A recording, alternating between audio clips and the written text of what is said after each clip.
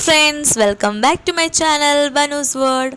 പുറത്ത് നല്ല മഴയാണ്, അടിപൊളി മഴയാണ്. ഈ ഒരു മഴയത്ത് നമുക്ക് നല്ല ചൂടോടെ മസാല കടലയും നല്ല കട്ടനും കഴിക്കാൻ കിട്ടിയാൽ അടിപൊളിയല്ലേ?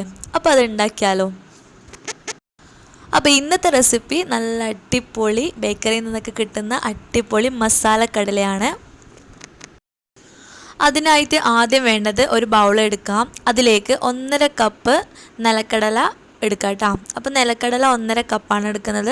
അല്ലെങ്കിൽ നിങ്ങളുടെ ക്വാണ്ടിറ്റിക്ക് അനുസരിച്ച് എടുക്കുക. വറക്കാത്ത നിലക്കടല എടുക്കാം കേട്ടോ. അപ്പോൾ അത് 1.5 കപ്പ് എടുത്തിട്ടുണ്ട്. ഇനി ഇതിലേക്ക് ആവശ്യത്തിനുള്ള ഉപ്പ് ആഡ് ചെയ്ത് കൊടുക്കാം. ഞാനിപ്പോൾ 1/2 ടേബിൾ സ്പൂൺ ഉപ്പാണ് ചേർത്ത് കൊടുത്തിട്ടുള്ളത്. അപ്പോൾ ഉപ്പ് ചേർത്തതിന് ശേഷം നമുക്ക് കൈകൊണ്ട് നല്ല പോലെ ഒന്ന് മിക്സ് ചെയ്തെടുക്കുക. ആ കടലിലെ എല്ലാ ഭാഗത്തും എത്തുന്ന രീതിയിൽ നല്ലോണം ഒന്ന് മിക്സ് ചെയ്ത് കൊടുക്കുക കേട്ടോ.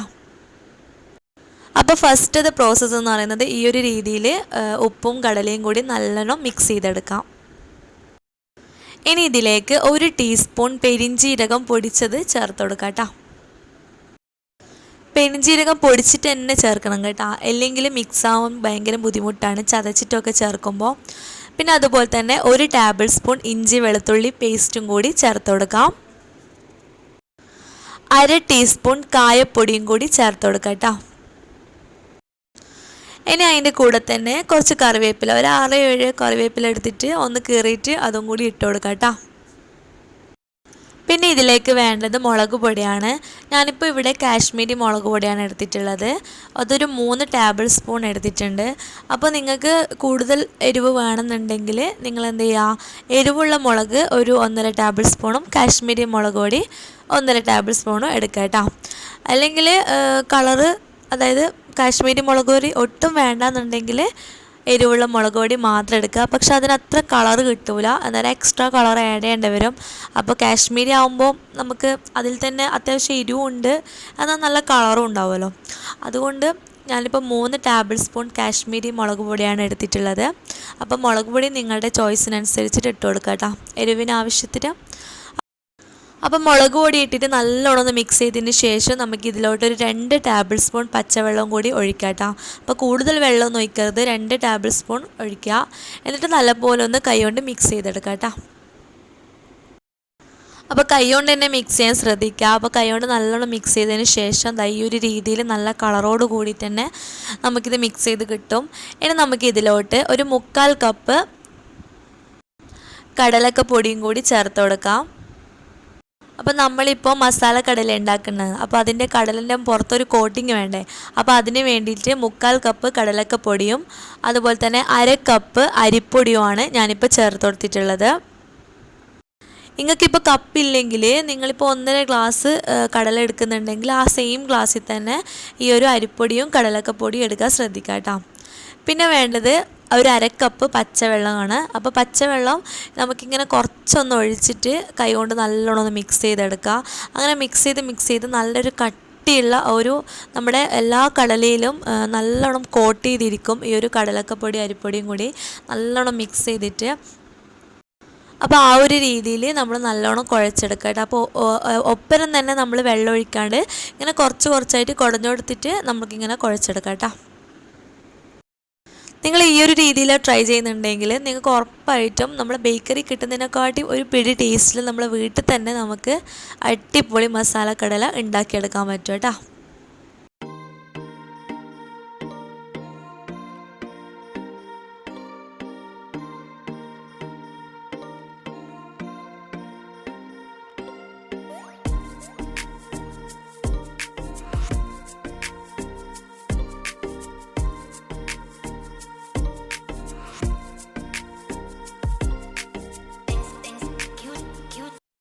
അപ്പോൾ ഇത് നമ്മൾ കടലക്കപ്പൊടി നല്ലോണം മിക്സ് ചെയ്തെടുത്തിട്ടുണ്ട്. നല്ല രീതിയിൽ തന്നെ ഈ ഒരു കടലയിൽ നല്ല രീതിയിൽ കോട്ട് ചെയ്യുന്ന രീതിയിൽ തന്നെ നന്നായിട്ട് കുഴച്ചെടുത്തിട്ടുണ്ട്. അപ്പോൾ ഈ ഒരു രീതിയിൽ കടല കിട്ടണം കേട്ടോ. ഇനി പണിയൊന്നുമില്ല, നല്ല ചൂടായ എണ്ണയിൽ ഇത് ഇങ്ങനെ കുറേശ്ശെ ഇട്ടിട്ട് നമുക്കിത് നന്നായിട്ട് പൊരിച്ചെടുക്കണം. നല്ല ക്രിസ്പി ആകുന്നത് വരെ പൊരിച്ചെടുക്കണം. അപ്പോൾ നിങ്ങൾക്കിത് വെളിച്ചെണ്ണയിൽ ഉണ്ടാക്കാം, അതുപോലെ തന്നെ ഓയിലിലും ഉണ്ടാക്കാം. ഞാനിപ്പോൾ ഓയിലാണ് ഉണ്ടാക്കുന്നത്. അപ്പോൾ ഇത് ഇതുപോലത്തെ ഒരു ചീനച്ചട്ടി എടുക്കുക, അതിലേക്ക് മുങ്ങാൻ പാകത്തിനുള്ള ഓയിൽ ഒഴിക്കുക. എന്നിട്ട് ഇതുപോലത്തെ ഒരു അരിപ്പ പാത്രം ഉണ്ടെങ്കിൽ അതെടുക്കാം കേട്ടോ. എന്നിട്ട് അതിൻ്റെ മേലിൽ ഇങ്ങനെ ഓരോ കടല ഇങ്ങനെ ഇട്ട് കൊടുത്തിട്ട് ഒക്കെ പൊരിക്കുന്നതാണെങ്കിൽ ഈസി ആയിരിക്കും. കാരണം എന്ന് വെച്ചാൽ നമ്മളിങ്ങനെ കടലപ്പൊടി ഇട്ടുകൊണ്ട് തന്നെ ഒട്ടിപ്പ് ജാസ്തി ആയിരിക്കുമല്ലോ. അപ്പോൾ കടല ഓരോന്നോരോന്ന് എടുക്കുമ്പോൾ കുറച്ചൊരു പണിയാണ്. അപ്പോൾ ഈ ഒരു അരിപ്പ പാത്രം ഉണ്ടെങ്കിൽ അതിലിങ്ങനെ ഓരോന്നോരോന്നായിട്ട് ഇട്ട് കൊടുത്തിട്ട് ഡയറക്റ്റ് എണ്ണയിൽ ഇട്ട് കൊടുത്തു കഴിഞ്ഞാൽ പെട്ടെന്ന് പണി കഴിയും. അപ്പോൾ കണ്ട ഈ ഒരു രീതിയിൽ ഇട്ടിട്ടുണ്ട്. ഇനി നമുക്കിത് ഈ ഒരു എണ്ണയിലേക്ക് നമുക്കിത് ഇട്ട് കൊടുത്തിട്ട് അപ്പം തന്നെ തട്ടിക്കൊടുക്കാം.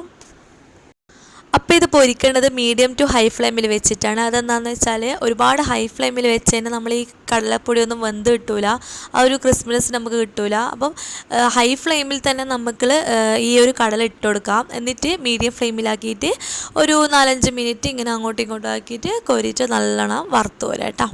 അപ്പോൾ പണി ഇത്രയേ ഉള്ളൂ, ഈസിയാണ് ഉണ്ടാക്കാൻ. അപ്പോൾ ഈ ഒരു പൊരിക്കുന്ന ഒരു കുറച്ചൊരു ടൈം എടുക്കുന്നേ ഉള്ളൂ, ബാക്കിയെല്ലാം ഈസിയാണ്.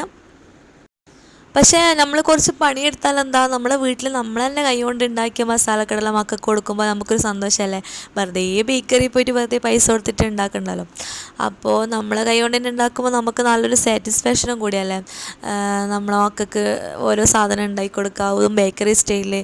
അപ്പോൾ അത് ഉണ്ടാക്കിയിട്ട് അവർ കഴിച്ചിട്ട് നല്ല അഭിപ്രായം പറയാം, അതെല്ലാം അടിപൊളിയല്ലേ. അപ്പോൾ ഈ ഒരു രീതിയിൽ നിങ്ങൾ കുട്ടികൾ വരുന്ന സമയത്ത് ഈ ഒരു രീതിയിൽ ഒന്ന് ട്രൈ ചെയ്യാട്ടോ. അപ്പോൾ ഇതുപോലെ തന്നെ ഓരോ ബാച്ചും നമുക്ക് ഇതുപോലെ തന്നെ പൊരിച്ചെടുക്കാം കേട്ടോ.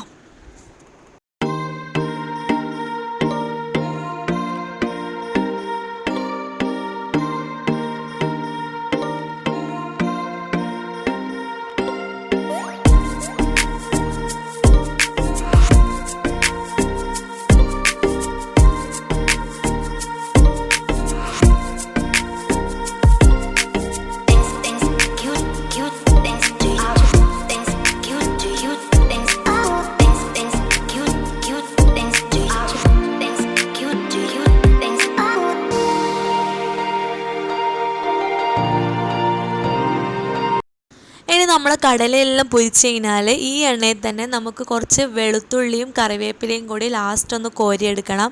അപ്പോൾ ഒരു 5-6 അല്ലി വെളുത്തുള്ളി ഇതുപോലെ ഒന്ന് ചെറുങ്ങനൊന്ന് ചതച്ചിട്ട് ആ ചൂടായ എണ്ണയിൽ ഒന്നിടാം. അതേപോലെ തന്നെ കുറച്ചൊരു കറിവേപ്പില, ഒരു പിടി കറിവേപ്പിലയും കൂടി ഇട്ടിട്ട് അതും ഒന്ന് പൊരിച്ചെടുക്കാം. അപ്പോൾ ഒരു മീഡിയം ഫ്ലെയിമിലിട്ടിട്ട് അതൊന്ന് വറുത്തിട്ട് അതൊന്ന് കോരിയിട്ട് എടുക്കാം കേട്ടോ. അപ്പോൾ ഇത് ലാസ്റ്റ് ചെയ്യേണ്ട പ്രോസസ്സാണ്. എന്നിട്ട് നമ്മുടെ ആ പൊരിച്ച കടലയിൽ ഇട്ട് കൊടുത്താൽ മതിയാകും.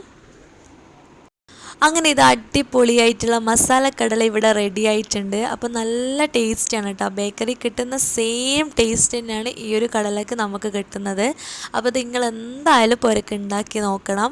അപ്പോൾ ഞാനിപ്പോൾ ഇതെന്തിനാ വൈറ്റ് പ്ലേറ്റിലെല്ലാം ഇട്ട് കൊടുത്തതെന്ന് വെച്ചാൽ കാണാനും അതുപോലെ തന്നെ ഫോട്ടോ എടുക്കാനെല്ലാം നല്ല മുഞ്ചല്ലേ, അതിന് വേണ്ടിയിട്ടാണ്. നിങ്ങൾക്ക് ഇഷ്ടമുള്ള ഏത് പാത്രത്തിലായാലും കുറച്ച് വണ്ണുള്ള പാത്രത്തിൽ ഇട്ട് വെക്കുക. എന്താണെന്ന് വെച്ചാൽ ഇത് നന്നായിട്ട് ആറി കിട്ടിയാലാണ് നല്ല ക്രിസ്പി ആയിട്ട് കിട്ടുള്ളൂ.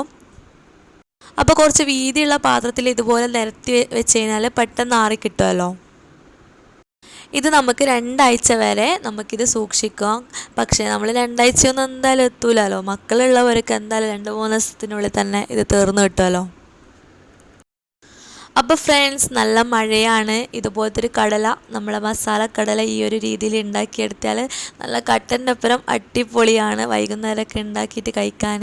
അപ്പോൾ നിങ്ങളിത് ട്രൈ ചെയ്യുക, എന്നിട്ട് എങ്ങനെയുണ്ടെന്ന് ഫീഡ്ബാക്ക് പറയാം കേട്ടോ. അപ്പോൾ ഈ വീഡിയോ ഇഷ്ടമായിട്ടുണ്ടെങ്കിൽ ഒന്ന് ലൈക്ക് ചെയ്യുക, ഷെയർ ചെയ്യുക, കമൻറ്റ് ചെയ്യുക, സബ്സ്ക്രൈബ് ചെയ്യുക. അതുപോലെ തന്നെ നമ്മുടെ പുതിയ പുതിയ വീഡിയോസൊക്കെ കാണുക കേട്ടോ. അപ്പം വീണ്ടും മറ്റൊരു വീഡിയോയുമായി വീണ്ടും കാണാം. അതുവരേക്കും ബൈ ഫ്രം ബനൂസ് വേൾഡ്.